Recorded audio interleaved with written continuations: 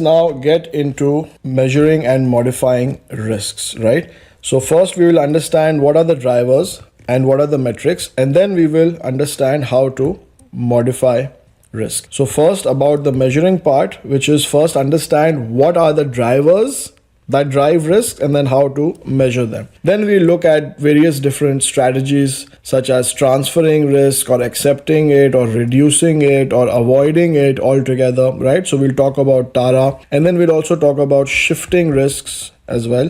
So that's all modifying. But first, let's focus on measuring, then we'll move on to modifying. So within measuring, first you have to understand the drivers, that where does it come from, right? It could be outside view or it could be inside view. So this is something we talked about earlier, that things which are outside our control, such as the entire economy, global or local, or the entire sector getting impacted because of something else, or something going on within our company, which is of course driving, let's say God forbid the CEO is not well or something like that. Of course, you can't control all risks, you have to accept some risks, but the point is that the ones you are accepting, is that in line with your risk tolerance or not? Now metrics, right? How do you measure risk? So if you're talking about credit risk, obviously you'll be interested in probability of default. If you're talking about market risk, then you'll either look at your standard deviation or beta for stock markets, right? For bonds, we look at your mod D, mac D, right? Macaulay duration, modified duration, money duration, etc. For derivatives, we look at the Greeks, especially if it's options, obviously. Now, VAR and CVAR is interesting. So let's say I am talking about US properties, and I say US properties can crash more than 20%, but the chance of that happening is very low. So if I'm saying normal distribution, 95% in the middle, 2.5% in the right tail, so there's only 2.5% chance that we are in this left tail. But if we are in the left tail, then 20% is the minimum loss that can be there, right? It can be much more than that. If we are assuming that we are in this part of the distribution, then that's the maximum, right? The worst case scenario, if you assume that we are in this normal situation or the right tail, well, the worst case scenario for us is losing that 20%. So that's the maximum for us. But if we assume that, oh no, we are actually thinking of this worst case scenario, so in that worst case scenario, actually the minimum loss would be 20%. It would be much more than that. So how much could it get? That's where CVAR comes in. It kind of like takes this whole tail and kind of calculates the average for that, and then it tells us that, okay, if we do get into that tail, yes, the minimum is 20%, but what's the expected, right? What's the expected? And then how do you calculate that? You have to look at different scenarios, that, okay, if we do get into that tail, what are the possible scenarios, right? Another COVID or something else, right? So think of all possibilities. And if you're thinking of multiple variables changing, so let's say we say, oh, interest rate could go to 50%, inflation could go to 40%, and oil price could go to $200 or something like that, right? So we're changing multiple different variables, and that is called scenario analysis. If you're just taking one variable, and let's say, okay, let's say oil price goes to $300. So that is just one variable. So you're putting stress on the model, but with one variable only. That is stress testing. And in terms of the exam, what you really need to remember is that these things, they complement, or they are complementary to the VAR analysis, because VAR on its own, value at risk on its own, doesn't really tell us anything. What minimum 20% loss. So I mean, what's the maximum then, right? Or what's the expected? So to get to that expected loss in that worst case scenario, if you're in the left tail, you need to do scenario analysis and stress testing and calculate your CVAR. Now about the modification and the shifting. So shifting we will talk about later. First, let's talk about TARA, right? So this is how I want you to remember this. TARA is transfer and avoid, reduce, right? Also we call it mitigate and accept. Now let's say there is bank which is giving personal loans, or let's say credit card, right? And an auto loan, a car loan. Now there is a person who has no job, right? And there is a person who has a good job, right? And we are thinking of giving them either a personal loan unsecured or an auto loan which is for their car, which is secured, right? So this is secured because obviously the car is the collateral, and this is unsecured because this is a personal loan. Now, giving a personal loan, right, to somebody who doesn't have a job is a risk I don't want to take, right? So I'll avoid this, right? So this is the A of Tara, the first A. Now, giving a personal loan to somebody who has a good job, right, that is a risk I can take because this person has a good job, but I don't want to accept this. I want to transfer this to the insurance company, right? And the insurance company will be able to do it because then they can diversify at their end, that they might be actually giving insurance protection on personal loans, not just one bank, but to maybe 10 different banks. So all these people who have good jobs, not all of them are going to default, right? One or two might lose their jobs. So yes, that possibility is still there, but that probability is very, very low. So the insurance company is probably going to be able to take on that risk because they're not just going to do it for one bank, they're going to do it for a lot of banks, right? And then I can just get insurance for it. So I can transfer this risk to them. So when we get insurance, we actually transfer risk. So risk transfer is all about insurance, right? If I want to say, oh, I am myself such a huge bank that I am giving personal loans to people with good jobs, and even though it's unsecured, but because I've got customers all over the world with different, sectors, jobs in different sectors, in different countries, in different economies. So my personal loan portfolio in itself is so diversified that I can just accept it myself, right? So I can accept this loan as well, right? If I can diversify it myself enough. But if I cannot, which is usually the case that we cannot, so it's better to then just transfer it because the insurance company will be able to then diversify it in a much better way. So from an exam perspective, try to understand that we will only accept the risk if we have a possibility to either internally diversify it in a big enough way, or the risk is like really, really good. Like for example, good job and a secured loan that even if the person is, losing their job, I have the car, so I can sell that car. So this is a risk that I might think of accepting, and that's the second A of Tara. And now let's talk about reduce or mitigate. So let's say I want to give this person an auto loan, right? But he doesn't have a job, and the insurance company is not interested because this person doesn't have a job. So insurance companies are never going to take a risk. They'll never let you transfer a risk to them if the probability of default is high, right? So this part, by the way, is about probability of default. Obviously, it is high with the person with no job, and this part is about loss given default, which is high here because there's no collateral, right? So no collateral and high probability of default, so nobody's going to do that business. Now this quadrant over here, yes, the probability of default is high, but the loss given default I can reduce a lot, because not just is this loan secured because the car is there, but I can take some down payment from this person and further reduce my risk, because if the car is worth 100k, let's say, and if I take like 20k or 10k down payment from them, right? So my loan amount is actually just going to be 80k. But I have a car, an asset worth 100k with me. So I've kind of reduced or mitigated my loan over there, right? So you can prevent the risk, you can avoid it, you can reduce it, you can accept it, and you can transfer it. So that's your Tara, and I hope that makes a lot of sense to you. Now to shifting, this is where we use derivatives, right? So let's say I'm worried that the market might crash. So I get like a put option, or I do a forward contract to sell that stock, but not now, in the future, right? So I shift it across time to the future. So I have a risk, but I'm not getting rid of that risk. I'm just shifting it forward. So that is done through the use of derivatives.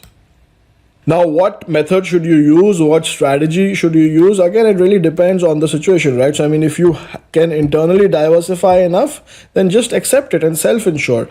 But if you cannot diversify enough, then it's better to transfer it to the insurance company, because they will be able to diversify it easily because they'll be doing it for a lot of other people, right? So let's have a look at a few questions. From the perspective of an organization, which of the following best describes risk drivers? So think of the inside view, right? Outside view. Outside is all macroeconomic, inside is idiosyncratic. So that's where the drivers come from. The probabilities of adverse events, that's a metric. Probability of default or anything that is measured in terms of probability is a metric. It's not a driver. Statistical methods to measure risk, such as standard deviation, again, that's a metric. It's not a driver. Factors that influence macroeconomies and industries, yeah, that is definitely a driver. Which of the following concepts directly measure risk of derivatives? That would be the Greeks, right? For option Greeks. So delta and gamma. Probability is more used for credit risk, and beta and standard deviation is used for market risk. The best definition of value at risk. Now let's remind ourselves. We said the value at risk will either tell us, and coming back to the US properties example, that the maximum loss, as long as we're assuming we're on the right, is 20%, or the minimum loss would be 20% if we are assuming that we are in the left tail. So you need a certain percentage, right?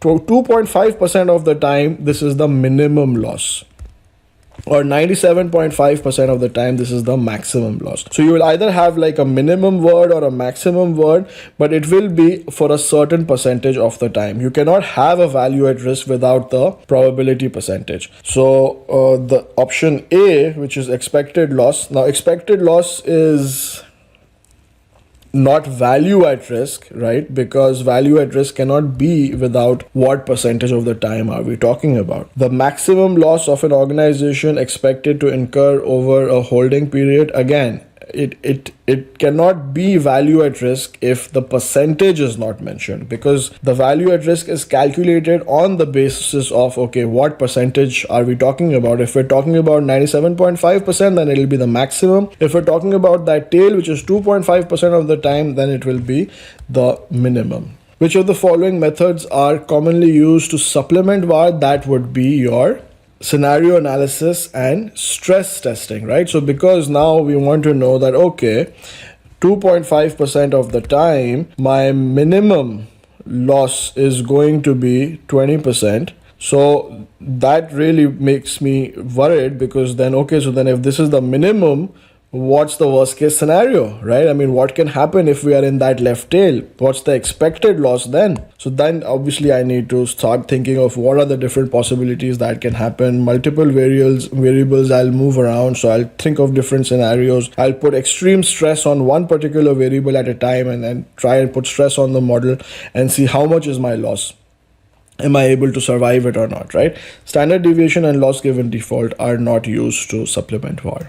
And then we've got this question which says, which of the following is true about insurable risks? Insurable risks are less costly, they have smaller loss limits, are typically diversifiable by the insurer. And that would be the correct answer here, because like I was telling you, I mean, if you can diversify them internally, right, if you're big enough, then you can just self-insure.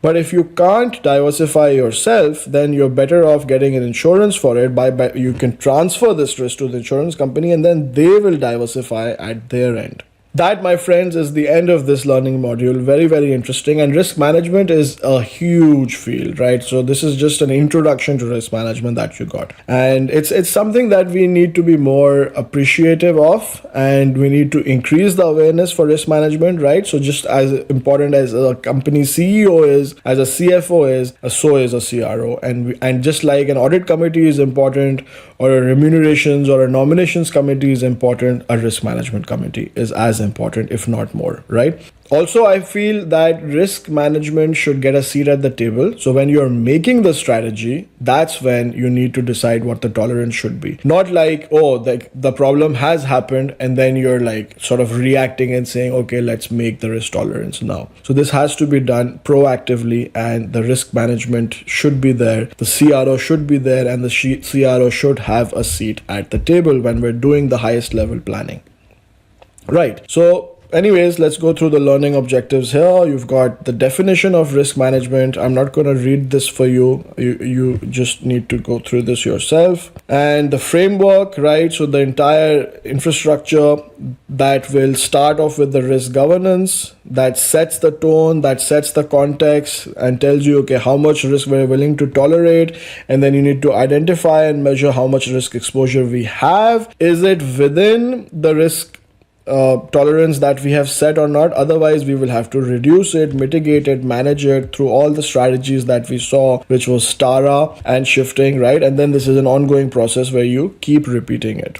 So yeah, risk governance is the top level foundation. This sets the context. Very, very important. And of course, you have your CRO, you have your risk governance committee, but the decisions are done by the board. That's another exam level question, that yes, of course, CRO and risk governance committee will prepare everything. They will do all the deliberations, but at the end of the day, the decision has to be taken by the board of directors, that how much is the risk tolerance that we're willing to set. Then we moved on and talked about, again, the risk tolerance and how much is acceptable and how much is not, so that we can then make the risk exposures in line with the risk tolerance, right? And how is that done? That's done through risk budgeting. And obviously you need units in which how you're going to budget. So those specific metrics can be beta, they can be standard deviation, they can be Macaulay duration, money duration, right? A modified duration, they can be the option Greeks, and probability of default, expected loss. So many different scenarios can be there. You can have single, you can have multiple as well.